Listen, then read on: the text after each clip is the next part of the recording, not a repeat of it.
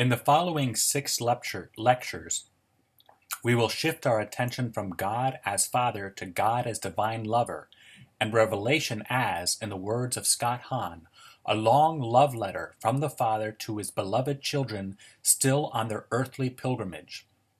We will begin by situating Revelation within the surrounding pagan context, first by looking at Greek and Roman mythology on divine love, and then by examining the Greek philosophical understanding of love that influenced the early church. Divine love in mythology. In Greek and Roman mythology, divine love is portrayed as irrational, unreliable, and inconstant. This becomes evident when Greek and Roman mythology is examined from the perspective of love among the gods. The Greek god of love is Eros, Cupid for the Romans. In describing Eros's fickle nature, one poem states, "Evil his heart, but honey sweet his tongue. No truth in him, the rogue. He is cruel in his play. Small are his hands, yet his arrows fly far as death. Tiny his shaft, but it carries heaven high. Touch not his treacherous gifts, they are dipped in fire." Frequently, this god of beauty and fertility is portrayed as blindfolded to signify his irrational nature. An early reference to Eros is in Hesiod's Theogony.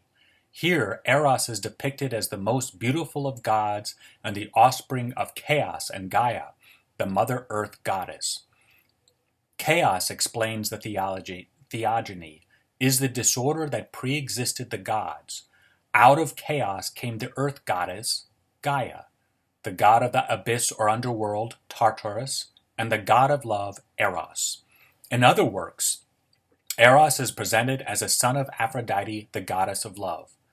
Close associates of Eros include Antaros, god of mutual love, Pothos, god of longing, Hymen, god of the wedding feast, Himeros, god of desire, and Peitho, god of persuasion. In addition, the Graces and the Muses.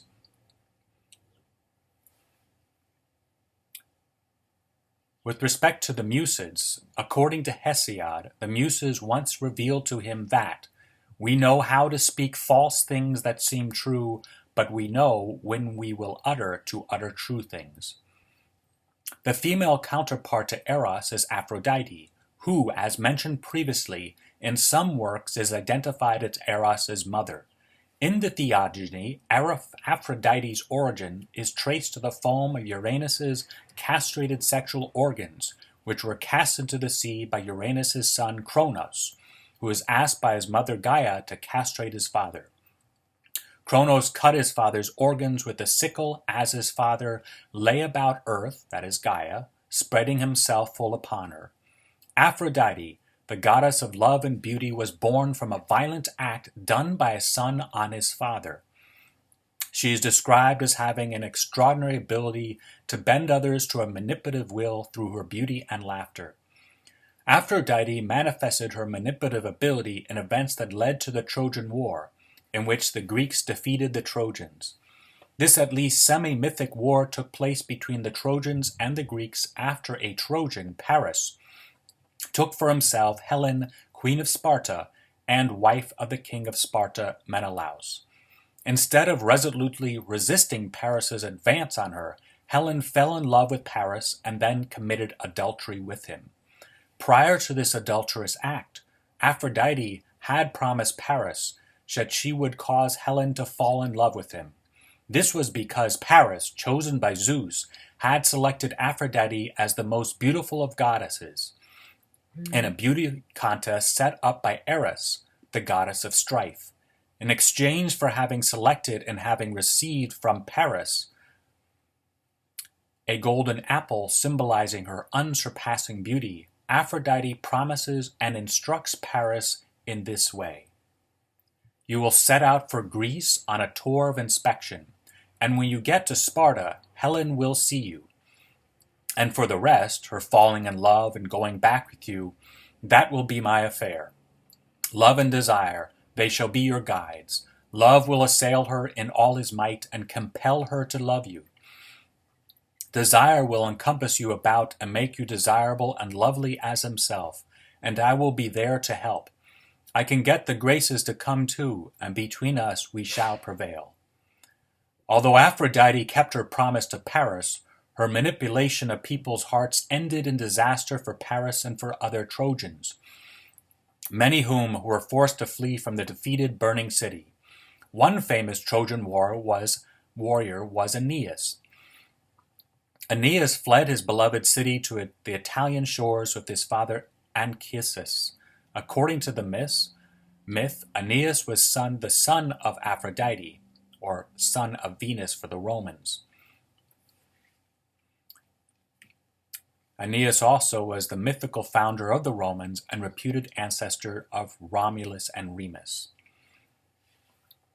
The above descriptions of divine love present in Greek mythology are but a few examples of how the Greeks and Romans exalted sexual love. This exaltation was informed and intertwined with the exaltation of fertility. For example, the Greeks and Romans practiced fertility rites in honor of the gods and goddesses of love. The modern exaltation of sexual love is very different, since, as pointed out by G.K. Chesterton, in modernity, sexual love is typically not connected with fertility, but is considered an end in itself.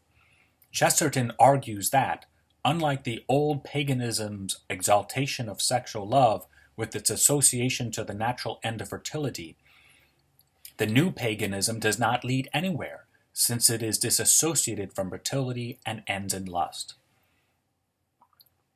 Chesterton also held that ancient paganism, such as that of the Greeks and Romans, is much more open to being led to Christianity, since its understanding of sexual love leads at least to a natural end, and by having an end beyond itself could be more easily ordered and redirected to a supernatural end, unlike lust and new paganism, which often leads nowhere, since it lacks even the natural end fertility. Love in Greek philosophy. The Greeks not only personified love in a multifaceted way in their mythology, they also theorized about love by distinguishing various loves from one another. Since their explanation of different kinds of love influenced early Christianity, we will end this chapter by examining various forms of love, which were identified by the ancient Greeks, including eros, storge, philia, and agape. Eros, named after the god Eros, is sexual desirous love. Two related types of love are pothos, which signifies longing for someone, or something who is absent, and himeros, which is desire, not necessarily sexual, that is irresistible, requiring immediate satisfaction.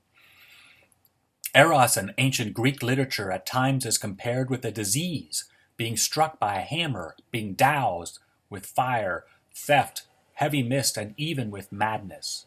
Sappho captures the Greek understanding of Eros poetically with, "He seems just like the gods in heaven, that man who sits across from you, and cocks his head to listen to your lovely voice. And charming laugh which sets my heart aflutter in my breast, for when I catch the merest glimpse of you, my voice is gone. My tongue's congealed, a subtle fire runs flickering beneath my frame. My sea blank, a buzzing noise assails my ears. My sweat is cold, my body's gripped by shivers, my skin's yellower than grass. It seems as if I'm just an inch from death, but all is worth the risk." Storge is affection between family members. Plato, in his Laws, refers to this love with, "A child loves and is loved by those who begat him." In describing this type of love, C.S. Lewis writes, "The image we must start with is that of a mother nursing a baby, a bitch or a cat with a basket full of puppies or kittens, all in a squeaking, nuzzling heap together, purrings, lickings, baby talk, milk, warmth, the smell of young life." Philia refers to love between friends, and was seen by ancient Greeks as distinct from eros and not formed by it. In distinguishing this type of love from the previous two, Lewis writes, "Without eros, none of us would have been begotten, and without affection, none of us would have been reared, but we can live and breed without friendship. Since friendship need not be formed by erotic love, it is less possessive and consequently, explains Lewis, the least jealous of loves. Two friends delight to be joined by a third, and three by a fourth, if only the newcomer is qualified to become a real friend. In contrast with the New Testament, where agape is the most common term for love, agape love was rarely used by ancient Greeks in their writing. When the term agape was used, it was distinguished from the warm affection of philia, by signifying the love a master has for a servant and a benefactor has for those he has helped. In the subsequent lecture, Lecture 8, we will study divine love in Revelation, specifically God as bridegroom and Israel as bride. God bless.